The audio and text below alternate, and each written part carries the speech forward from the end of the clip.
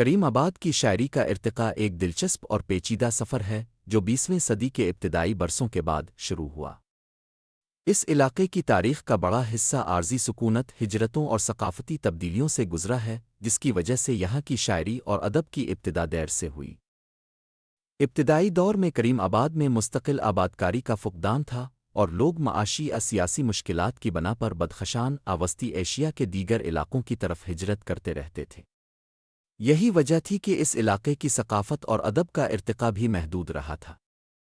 تاہم انگریزوں کی حکمرانی کے دوران آزادی اور یکساں سلوک کی فضا نے لوگوں کو اپنے آبائی علاقوں میں دوبارہ آباد ہونے کی ترغیب دی۔ 19ویں صدی کے آخر اور 20ویں صدی کی ابتدائی دہائیوں میں جب یہاں کے لوگ مستقل طور پر آباد ہوئے، لہٰذا اس کے بعد سے ادب و شاعری میں دلچسپی بڑھ گئی ہوگی اور اس کے ساتھ ہی کریم آباد کی ادبی تاریخ کا آغاز ہوا۔ اس دوران شاعری نے علاقے کی زبان اور ثقافت کو ایک نئی روشنی دی اور چند ابتدائی شعراء نے اس میدان میں قدم رکھا۔ ان میں ایک نام عبدول مراد خان مرحوم کے ہیں، جن پر تحقیق کرنا باقی ہے۔ 80 کی دہائی میں جناب قیوم خان نے شاعری کی دنیا میں قدم رکھا اور ادب کی محافل میں اپنے تخلیقی جلال سے ایک نیا رنگ بھرا۔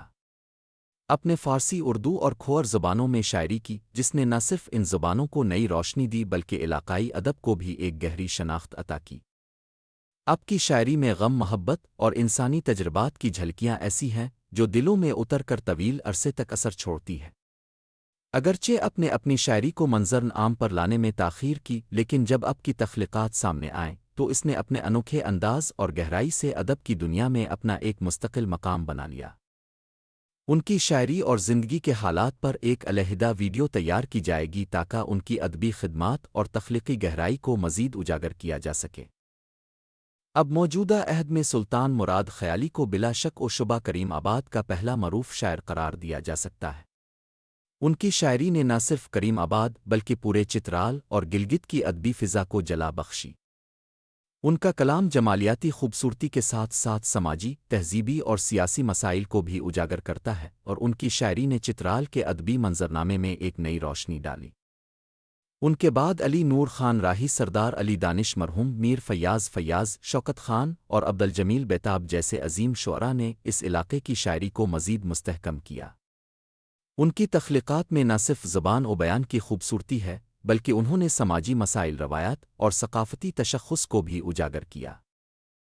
اس کے بعد الطاف حسین ساحل، مجید خان مجید، امتیاز علی مسکان، جاوید خان جاوید، سید زاہد علی ہاشمی مرحوم، افسر احمد فدائی اور جاوید اقبال اور علی عباس تشکاری جیسے شعراء کی شاعری نے کریم آباد کی ادبی تاریخ کو نیا رنگ دیا۔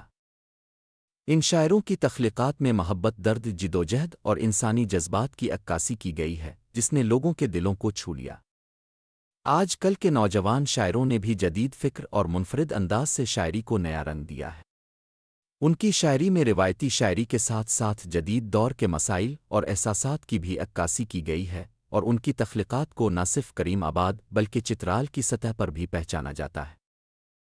کریم آباد کی شاعری کا ارتقاء ایک ثقافتی اور ادبی سفر کی نشاندہی کرتا ہے جس میں نہ صرف مقامی سطح پر بلکہ ضلعی سطح پر بھی کھوار زبان و ادب، ثقافت اور تاریخ کو اجاگر کیا گیا ہے۔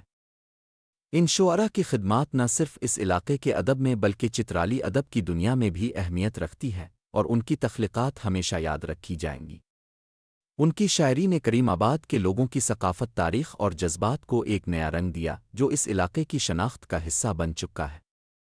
اہل ذوق کریم آباد کی واحد ادبی تنظیم ہے جو ادب کی ترقی کے لیے کام کر رہی ہے۔